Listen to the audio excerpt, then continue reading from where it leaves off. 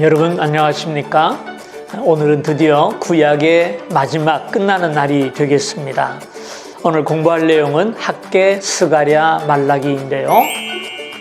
세 권의 책을 우리가 함께 공부하게 되겠는데요. 이 세 권을 함께 공부하는 이유는 우리가 세 번씩 나누기도 했습니다만은요. 이 세 선지자는 포로 귀환 후의 선지자입니다. 다시 말해서 유다가 바벨론의 포로로 끌려가서 나라가 망하고요. 70년 후에 다시 돌아오게 되는데 70년 후에 다시 돌아와서 유다인들이 살아갈 때 예언했던 선지자가 학개, 스가랴, 말라기 선지자입니다. 이 두 선지자는 동시대에 사역을 했고요. 말라기는 그로부터 한 100년 후에 활동한 선지자입니다. 먼저 학개를 공부하겠습니다. 학개. 이름이 좀 특이하죠. 그러나 유대식 이름입니다. 우리 이름이 아니고요. 학개 선지자는 백성들의 삶을 환기시키고 책망하면서 다시금 일깨운 선지자입니다. 무슨 얘기냐면요, 이 학개는 스룹바벨이 바벨론에서 돌아올 때 그때 함께 돌아온 선지자입니다. 비교적 초기에 돌아온 사람이죠. 그리고 나서 이제 그 스룹바벨을 중심으로 유대인들이 성전을 재건하기를 시작합니다. 그래서 고국에 돌아온 유대인들은 자기 집을 짓는 것보다도 먼저 성전을 지었어요. 그래서 이것을 본받아 가지고 아메리카 대륙에 처음 도착했던 미국의 선조들이 제일 먼저 자기 집보다 교회를 먼저 지었어요. 그래서 그들이 복을 받았는데요. 오늘 본문에 보는 대로 유대인들도 그렇게 했어요. 그래서 성전을 한참 짓다 보니까 주변에 방해도 있고 당장 지금 먹을 게 없는데 맨날 나가서 일을 하고 하니까 힘이 들어요. 그러다 보니까 성전 건축이 흐지부지 좀 중단이 되었던 것 같아요. 사람들이 자기 집을 짓느라고 부지런히 뛰어다니고 먹고 사려고 일을 하고 다니다 보니까 성전 건축이 약 14년 동안이나 중단이 됐어요. 이것을 본 학개 선지자가 하나님의 말씀을 받아서 그들에게 예언하는 것입니다. 왜 성전을 더 이상 건축하지 않고 중단되었느냐? 빨리 지금이라도 일어나서 성전을 건축해야 한다라는 말씀이 이제 학개서 내용입니다. 학개하면 성전을 중단을 하지 않는 사람들에게 막 책망을 하니까 학개 그래가지고 학개가 됐어요. 학개 선지자. 기억하기 쉬워요. 학개. 본서의 구조는 넷으로 딱 나눠집니다. 네 번의 설교가 나오는데요. 첫 번째 설교는 책망하는 내용이고요. 두 번째 설교는 격려하는 내용이고요. 세 번째 설교는 축복하는 내용이고요. 네 번째 설교는 약속하는 내용입니다. 하나씩 좀 볼까요? 첫 번째 설교 1장입니다. 학개의 첫 번째 설교는 백성들의 성전 재건을 게을리하는 것을 책망하는 내용으로 담겨 있다라고 말씀을 했죠. 그 당시에 14년 동안이나 성전 건축이 늦어지면서 백성들이 말을 하기를 아직 여호와의 전을 건축할 때가 이르지 않은 것 같아. 아직 때가 아닌가 봐. 이러고 변명을 했다는 것입니다. 그러나 학개 선지자의 책망이 뭡니까? 너희들의 소위를 살펴봐라. 너희가 집 짓는 데는 빠르고 너희 밥벌이는 빠르면서 하나님의 성전을 내버려 두고 있는데 이렇게 해서 너희들이 복을 받겠느냐? 그러면서 성전을 건축하라라고 책망하는 내용을 하고 있죠. 그 다음 두 번째 설교는 격려입니다. 첫 번째는 책망이고 두 번째는 격려라 그랬죠. 격려. 학개를 통해서 하나님께서 주시는 말씀입니다. 첫째는 이스라엘과 맺으신 여호와의 언약과 그 언약에 대한 신실성. 내가 너희들에게 성전을 주겠다고 약속했으니까 믿으라는 거예요. 두 번째, 하나님의 영이 그들과 함께 머물러 있으니 두려워하지 말아라. 너희들은 너희들 혼자가 아니다. 내가 너희들과 함께하고 내가 너희를 도울 것이다 라고 말씀을 해요. 그 다음에 세 번째는 하나님께서 모든 나라를 진동시킬 것이며 모든 나라의 보배가 이르리니 이 성전의 나중 영광이 이전 영광보다 크리라 라고 말씀을 했어요. 무슨 말씀이냐면 너희들이 짓는 성전이 작고 보잘것없다고 낙심하거나 흐지부지하지 말라는 것입니다. 왜? 이 성전, 이 지금 학계 시대에 짓는 성전이 이전 영광보다 크다라는, 이전 영광은 솔로몬이 지은 성전을 얘기합니다. 솔로몬이 만든 성전과 지금 스룹바벨이 짓는 성전은요, 비교가 안 될 만큼 큰 차이가 납니다. 이건 엄청난 성전이고 조그만 성전이에요. 그런데 뭐라고 말씀합니까? 이전 영광보다도 지금 성전이 영광이 더 클 것이다. 왜냐하면 이 성전에 하나님의 보배가 임할 것이기 때문이다라는 거예요. 하나님의 보배, 그 뭡니까? 메시아 예수 그리스도를 말을 합니다. 그래서 하나님께서 모든 나라를 진동시키실 것이고 그때 메시아가 오겠다라는 말씀을 하죠. 핸델이 작곡한 메시아에 보면 이런 가사가 나와요. 온 천하를 진동시킬 것이다 라는 찬양이 나오는데요. 나중에 보시면 되겠고요. 그 다음에 세 번째는 축복이라 그랬습니다. 어떤 축복입니까? 백성들은 제사장에게 모세의 율법에 관해서 묻도록 되어 있는데 아무도 백성들이 제사장들에게 물어보지도 않고 제사장은 백성들에게 가르치도 않고 있다라는 것이 학계 선지자의 책망입니다. 그래서 결국은 그들의 마음이 점점 하나님과 멀어지고 있다라는 거예요. 멀어지고 있다. 그러나 하나님께서 때가 되면 그들을 마음으로부터 돌이키실 것이다 라는 말씀을 합니다. 2장 18절 보십시다. 성전이 건축됐어요. 건축된 것을 보고 이 사이에 완공이 들어갑니다. 완공. 그리고 축복하는 내용이에요. 축복하는 내용. 너희는 오늘 이 전을 기억하라. 오늘 이 전을 기억하라. 아홉째 달 24일 곧 여호와의 성전 지대를 쌓던 날부터 기억하여 보라. 곡식 종자가 아직도 창고에 있느냐?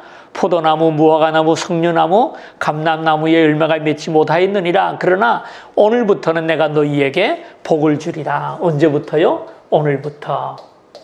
그때가 언제입니까? 성전이 완공되는 날입니다. 예? 그래서 학계 선지자는 게으른 그들을 책망하고 공사를 시작하게 될 때 그들을 격려하고 공사가 완공될 때 축복하는 것을 보게 돼요. 공사를 완공하는 것을 볼 때 축복합니다. 그래서 여러분 보세요. 학계서 1장을 좀 보십시다. 1장을 보면은요, 4절부터 보십시다. 이 성전이 황폐하였거늘 너희가 이때 판벽한 집에 거주하는 것이 옳으냐. 이러므로 이제 만군의 여호와가 있지 말아노라. 너희는 너희의 행위를 살필지니라. 너희가 많이 뿌릴지라도 수확이 적으며 먹을지라도 배부르지 못하며 마실지라도 흡족하지 못하며 입어도 따뜻하지 못하며 일꾼이 삭슬 받아도 그것을 구멍 뚫어진 전대에 넣음이 되느니라. 9절 보십시다. 너희가 많은 것을 바랐으나 도리어 적었고 너희가 그것을 집으로 가져갔으나 내가 불어버렸노라 그랬어요. 왜? 그 다음입니다. 나 만군의 여호와가 말하노라. 이것이 무슨 까닭이냐. 내 집은 황폐하였으되 너희는 각각 자기의 집을 짓기 위하여 빨랐음이니라 그랬어요. 잘 기억하세요. 하나님과 우리와의 관계, 이 성전은 하나님과 우리를 맺어주는 중요한 장소예요. 이것이 깨어지게 되면 아무것도 안 되는 거예요. 그러니까 여러분, 내가 어느 정도 좀 열심히 일을 해서 재물을 모아 놓으면 그때 내가 신앙생활보다 열심히 하고 그때 내가 충성하겠다. 안 되는 겁니다. 안 되는 거예요. 예? 그렇게 해서 정말 많이 모으면요, 그 재물이 여러분을 하나로부터 떠나게 합니다. 그리고 많이 모아봐야 하나님께서 어떻게 한다고요? 내가 불어버린다 그랬어요. 불어버린다. 근데 반면에 아까 읽은 2장 18절 볼까요? 너희는 오늘 이전을 기억하라. 이때를 기억하라는 거예요. 아홉째 달 24일 곧 여호와의 성전 지대를 쌓던 날부터 기억해보라. 곡식종자, 포도나무, 부화과나무, 석류나무, 감람나무가 열매를 맺었느냐? 못 맺었다는 거예요. 근데 언제부터? 오늘부터. 그날이 언제입니까? 성전이 완공되고 완공 예배를 드리는 날 주시는 말씀이에요. 마지막 설교는 약속입니다. 먼 미래에 대한 약속이에요. 물론 첫 번째는 스룹바벨에게 준 약속이지만 먼 미래의 약속입니다. 예? 스룹바벨은 메시아의 족보에 들어가는 사람이에요. 다시 말해서 다윗의 자손인 예수님과 동시에 스룹바벨의 자손이기도 하는 거예요. 그러면서 스룹바벨을 가리켜서 그리스도를 예표하는 인장이다 이렇게 말씀을 하고 있거든요. 인장이다. 바로 메시아 예수 그리스도를 우리에게 가르쳐 주고 있는 것입니다. 그래서 밑에서 세 번째 줄을 봅니다. 다윗과 스룹바벨 자손이시며 원형이신 그리스도는 여호와께서 그의 뜻과 이상을 펼치시는 모든 나라들에게 여호와의 인장이 될 것이다. 메시아의 약속으로 끝을 맺고 있습니다. 여기까지가 학개서의 내용입니다. 두 번째는 스가랴입니다. 스가랴는 학개와 동시대의 사람이고요. 그가 전한 메시지도 비슷한 메시지입니다. 그러나 학개와 좀 다른 점이 있는데요. 이 스가랴는 제사장임과 동시에 선지자였다 이렇게 말씀을 합니다. 그러니까 스가랴는 아론의 자손입니다. 아론의 자손. 이스라엘 역사를 보면은 그 역사를 이끌어갔던 주도권을 가진 사람들이 모세부터 사무엘까지는 사사들이 통치를 합니다. 그 다음에 사울부터 시드기야까지, 다시 말해서 유다가 멸망할 때까지는 왕들이 통치합니다. 사사시대, 왕정시대가 있고요. 그 다음에 예수와는 누구를 얘기하냐 하면은 그 포로된 이후를 얘기합니다. 포로된 때로부터 주후 70년까지 예수님이 오시고 70년이 지날 때까지 유다 나라는 제사장의 천하였어요. 이 제사장들이 누구냐 하면은 성경에 나오는 사두개인들입니다. 그리고 이들을 대항해서 일어난 개혁 사상, 진보주의자들이 누구냐 하면은 바리새인입니다.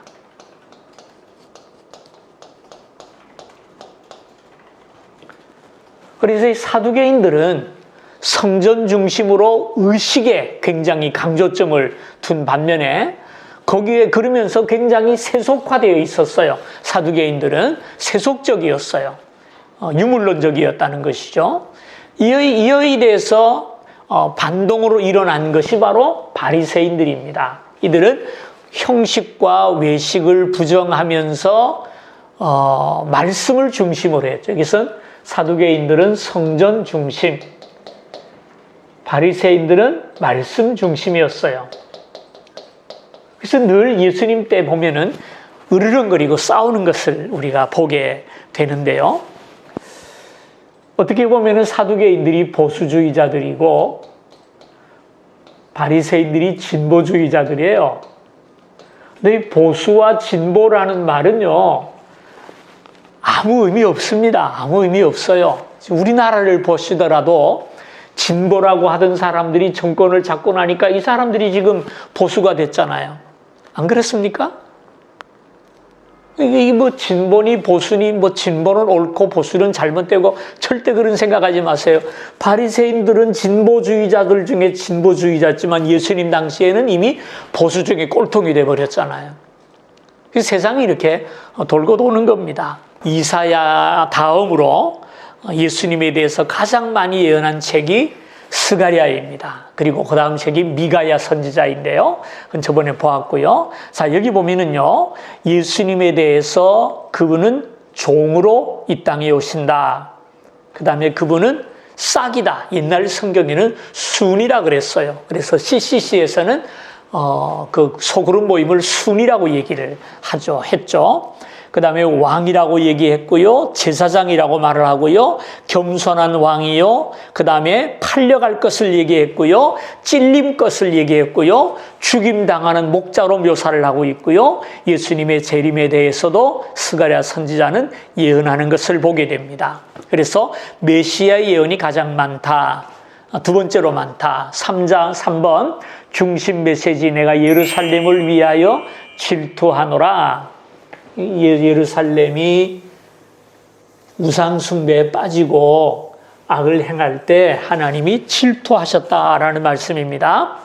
본서의 구절을 보십시다. 첫째는 밤에 본 이상에 대한 이야기가 나오고요. 두 번째는 4개의 메시지가 나옵니다. 그 다음에 세 번째는 예언이 나옵니다. 첫 번째로 밤에 본 이상을 보십시다. 여기 보면은요, 10개 이상을 봤어요. 10개. 그 10개 내용이 뭡니까? 붉은 말을 탄 자, 4개의 뿔, 4명의 대장장이, 측량줄을 잡은 사람, 대제사장 여호수아, 순금 등잔대의 2 감람나무, 날아가는 두루마리, 에바, 4병거, 여호와가 쓴 면류관의 상징, 이렇게 10가지가 나오는데요. 이거 다 설명하려면 해가 넘어가니까 이런 내용들이 나온다라는 것을 보시고 읽어가시고요. 거기에 대한 내용들이 간략하게 언급되어 있으니까 그 내용을 보시면 되겠습니다. 그 다음 두 번째 4가지의 메시지가 나온다 그랬죠. 그 메시지가 뭡니까? 책망과 회복에 대한 메시지입니다. 첫째는 책망입니다. 그 다음에 두 번째는 불러도 듣지 않음에 대한 책망이에요.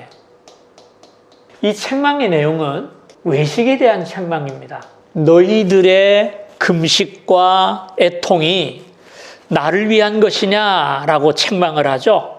그것이 정말 나를 위한 것이냐. 그래서 너희가 나를 불러도 내가 듣지 아니하겠다라고 말씀을 합니다. 그 다음에 세 번째는 회복에 대한 메시지예요. 근데 이 회복은 유다의 회복이고요. 그 다음에 네 번째도 회복인데 그것은 이방의 회복입니다. 한번 좀 찾아보도록 하겠습니다. 7장을 좀 보십시다. 5절을 볼까요? 온 땅의 백성과 제사장들에게 이르라. 너희가 70년 동안 5째 달과 7째 달에 금식하고 애통하였거니와 그 금식이 나를 위하여 한 것이냐. 너희가 먹고 마실 때 그것은 너희를 위하여 먹고 너희를 위하여 마시는 것이 아니냐라고 얘기했죠. 비슷한 모습을 우리가 이슬람의 라마단에서 볼 수 있어요. 라마단을 보면 한 달씩 금식을 해요. 근데 그들의 금식이 좀 특이해요. 어떻게 금식하고 있냐 하면은 해가 뜰 때부터 해가 떨어질 때까지 그 시간에 아무것도 먹지 않습니다. 대신에 뭘 하는 음식을 만들어요. 해가 떨어지는 순간부터 밤새도록 먹습니다. 재미있죠, 그죠? 그 금식이 무엇을 위한 금식이냐? 그 얘기예요. 아마 유대인들도 이 비슷하게 했었던 것 같아요. 그 다음 두 번째 책망이 나오죠. 11절입니다. 그들이 듣기를 싫어하여 등을 돌리며 듣지 아니하라고 귀를 막으며 그 마음을 금강석 같게 하여 율법과 만군의 여호와가 그의 영으로 옛 선지자들을 통하여 전한 말을 듣지 아니하므로 큰 진노가 만군의 여호와께로부터 나왔도다. 내가 불러도 그들이 듣지 아니한 것처럼 그들이 불러도 내가 듣지 아니하리라 라고 책망을 하시죠. 그 다음에 보십시다. 예언의 내용을 보십시다. 세 번째가 예언이라 그랬죠. 초림과 재림의 예언이 여기에 담겨 있어요. 첫째는 초림과 재림의 예언이 담겨 있고요. 그 다음에 10장에는 유다인의 귀환, 돌아올 것을 얘기했고요. 그 다음에 11장에 가서는요, 그의 초림을 메시아로 받아들이지 않을 것을 이야기하고 있다 그랬어요. 특별히 여러분 11장 13절을 좀 보십시다. 여호와께서 내게 이르시되 그들이 나를 헤아린 바 그 삭슬 토기장이에게 던지라 하시기로 내가 곧 그 은 30개를 여호와의 전에서 토기장이에게 던지고. 좀 비슷한 장면이 신약에 나오죠. 가룟 유다가 예수님을 판 돈을 가지고 갔다가 양심의 가책을 받아서 성전에 던졌죠. 그랬더니 그 성전에 던진 돈을 주워다가 토기장이의 밭을 사서 나그네의 무덤으로 만들었다라는 말씀이 마태복음에 나옵니다. 그 나오는 책을 보게 되죠. 그 다음 두 번째 예언은 재림에 대한 예언입니다. 12장부터 14장까지 주님이 예수 그리스도가 세상에 오셔서 이 땅에 하나님의 나라를 세울 것을 예언하고 있는 내용이 12장에서 14장까지 이어집니다. 좀 긴 내용이면서 내용이 조금 난해한 내용이에요. 예루살렘이 포위를 당하고 아마겟돈 전쟁이 일어나게 되고 하는 내용들이 쭉 나오게 되는데요. 스가랴서에 나오는 1장에서 밤에 본 10가지 이상과 그 다음에 여기 12장에서 13장까지 나오는 이 본문이 조금 내용이 난해합니다. 그래서 이 구절을 좋아하는 사람들이 누구냐면은 이단들이 좋아합니다. 이단이 좋아하는 구절이 있어요. 계시록, 그 다음에 다니엘, 그 다음에 스가랴, 그 다음에 비유. 왜 이 성경을 좋아하냐면요, 이 예수님의 비유입니다. 이 셋은 무슨 소리인지 잘 몰라요. 이거 읽어놓고 무슨 말을 해도 뭔지를 몰라요. 그래서 지가 하고 싶은 얘기 하기가 좋아요. 그 비유는, 예수님의 비유는 갖다 붙이기가 참 좋습니다. 원래 비유는 한 가지 사실을 알리기 위해서 쓴 겁니다. 예를 들어서 예수님께서 예루살렘에서 여리고로 내려가다가 강도 만난 사람의 이야기가 나오잖아요. 그 비유의 핵심은 뭐냐 하면은 그거는 이웃을 사랑하라는 게, 이웃이 누구냐는 것을 알려주는 거예요. 이웃이 누구냐? 옆에서 돕는 자라는 거거든요. 제사장도 아니고 레위인도 아니에요. 근데 이 비유를 가지고 어떻게 설명을 합니까? 예루살렘에서 여리고로 가다가 강도를 만났지 않습니까? 예루살렘은 성전이 있는 곳이고 영적인 곳이고 여리고는 세속적인 도시이기 때문입니다. 그런데 영적인 생활에서 세속적으로 갔기 때문에 강도를 만났다. 이게 맞는 말 같기도 하고 틀린 말 같기도 하고 아리까리예요. 근데 맞는 말은 맞는 말인데 적어도 예수님은 그 의도를 가지고 말씀하신 게 아니에요. 그러니까 이 구절들과 이 예수님의 비유를 이단들이 잘 씁니다. 그래서 이거 가지고 자꾸 얘기하면은요, 얼른 나가셔야 돼요. 그 이단입니다. 거기 있지 마세요. 얼른 뛰어나가야 됩니다. 그 다음 보십시다. 말라기 보겠습니다. 구약의 제일 마지막 성경입니다. 제일 마지막 선지자이기도 해요. 약 BC 400년경에 이 말씀이 기록되었다라고 생각을 합니다. 학개와 스가랴의 활동으로 성전이 완공되고요. 또 느헤미야가 돌아와서 성벽을 완전하게 세웠어요. 그래서 유다 나라가 이제 살만하게 되었어요. 그렇게 한 100년을 살다가 보니까 성전과 성벽이 완공된 지 약 100년을 살다가 보니까 또다시 유다 나라가 이방 우상을 섬기고 타락하고 부패하면서 하나님을 떠나게 되었어요. 그때 나타난 선지자가 말라기 선지자입니다. 그리고 말라기 선지자가 활동하고 약 400년이 지나고 예수님이 태어나셨죠. 그래서 이 말라기는 구약의 마지막 선지자다 이렇게 말씀을 합니다. 그리고 나서 이 400년이 지난 다음에 세례 요한이 나왔고 그 후에 예수님이 이 땅에 오셨죠. 중심 메시지입니다. 직접적으로 오실 메시아를 예언하죠. 보라, 그가 임하실 것이라 라는 것입니다. 여러분 말라기서 3장 1절을 좀 보십시다. 만군의 여호와가 이르노라, 보라, 내가 내 사자를 보내리니 그가 내 앞에서 길을 준비할 것이요 또 너희가 구하는 바 주가 갑자기 그의 성전에 임하시리니 곧 너희가 사모하는 바 언약의 사자가 임할 것이라.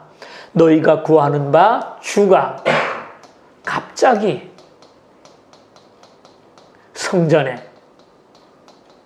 예수님 당시의 유대인들이 바라보았던 메시아의 모습입니다. 주가 갑자기 성전에 임하겠다. 그래서 여러분 그 누가복음 보면은 안나라는 선지자와 시므온이라는 두 할아버지 할머니가 성전을 떠나지 않고 내가 죽기 전에 메시아를 보리라 라는 약속을 받았기 때문에 성전을 떠나지 않고 살았던 것을 보게 되죠. 이것은 두 사람만이 아니라 말라기의 예언이 남아있는 것이죠. 그리고 약 400년 후에 이것이 성취가 됩니다. 그 다음 보십시다. 본서의 구조. 하나님의 사랑이 명시되고요. 하나님의 사랑이 멸시를 받고요. 하나님의 사랑이 현실에 나타난다라는 것을 보여줍니다. 첫째로 하나님의 사랑입니다. 유대인들은 그 당시 유대인들이죠. 말라기 시대 유대인들이 하나님을 입에 달고 하나님을 섬겼지만 하나님 보시기에는 부족했어요. 왜? 그들은 하나님 앞에 무리한 질문을 하면서 신앙생활을 했어요. 주께서 어떻게 우리를 사랑했습니까? 우리가 어떻게 주의 이름을 멸시하였습니까? 우리가 언제 주를 더럽게 하였습니까? 우리가 어떻게 여호와를 괴롭게 해드렸습니까? 우리가 어떻게 해야 하나님께로 돌아갈 수 있습니까? 우리가 언제 주의 것을 도둑질했습니까? 우리가 무슨 말로 주를 대적하였습니까? 예? 이게 이제 말라기 시대 유대인들이 신앙생활하면서 얼마나 그들의 신앙이 잘못됐나 하는 것을 우리에게 보여주죠. 말라기서를 읽다 보면은요, 그들이 제사를 드리면서 하는 말이 이 일이 얼마나 번패스러운고 번잡하고 쓸모없는가 그런 이야기를 하는 것을 보게 돼요. 이 말로 하나님을 더럽혔어요. 그래서 주께서 말라기서를 보게 되면은 유대인들이 하나님을 향해 질문하는 것과 거기에 대한 하나님의 대답이 나와요. 주께서 어떻게 우리를 사랑했습니까? 할 때 하나님 말씀을 하기를 내가 야곱은 사랑하고 에서를 미워하지 않았느냐? 이것이 너희를 사랑한 증거가 아니냐라고 대답을 하시는 것을 보게 됩니다. 요 둘레 7가지의 질문에 7번의 답변이 나오는데요. 보시면서 읽으시면 좋겠고요. 두 번째는 멸시받는 하나님의 사랑입니다. 어떻게 멸시를 받았느냐? 이처럼 하나님이 유대인들을 사랑했는데 제사장들이 하나님을 멸시했어요. 어떻게 해요? 저는 것, 병든 것으로 제사를 드리면서 하나님을 속였어요. 하나님이 보시랴 그러면서 성경에 보면은 가장 온전한 제물을 드려야 되는데 눈먼 것, 저는 것 잡아다가 대충 드리면서 오늘 제사 드렸다라는 것으로 만족했다는 것이죠. 백성들은 백성들대로 하나님을 멸시합니다. 어떻게 해요? 형제를 속임으로 이방신의 딸과 결혼함으로 부도덕함으로 성실함으로 하나님의 것을 도적질함으로 하나님 것을 도적질하는 것은 11조를 드리지 않는 것이라 말을 했죠. 여호와를 대적함으로 여호와의 사랑을 멸시했다. 이렇게 유다가 하나님을 멸시함에도 불구하고 세 번째, 하나님은 여전히 그들을 사랑하시겠다고 말씀을 하세요. 어떻게 사랑하시느냐? 첫째로 그의 아들을 하나님께서 보내심으로 사랑하겠다라고 말씀을 하세요. 이것은 세례 요한에 의해서 선포되었고요. 나중에 마태복음 보면은 말라기서의 예언대로 예수님께서 이 땅에 오셨죠. 두 번째, 하나님의 것임을 기억함으로 나타났다. 이스라엘은, 유다는 하나님의 백성이요 하나님의 소유입니다. 그래서 내가 그들의 이름을 긍휼히 여기고 생명책에, 기념책에 기록했다라는 말씀을 주고 있어요. 예? 그래서 마침내 메시아가 오실 때 내 이름을 경외하는 너희에게는 공의로운 해가 떠올라서 치료하는 광선을 비추리라. 우리에게 성령의 빛을 비추셔서 우리의 죽어가는 양심을 치료하고 우리의 생명을 소생시키고 영원한 생명을 주실 것을 우리에게 약속하는 내용이 말라기서의 내용입니다. 그래서 보면은 구약의 마지막 책도 예수님의 오심에 대한 이야기로 끝이고요.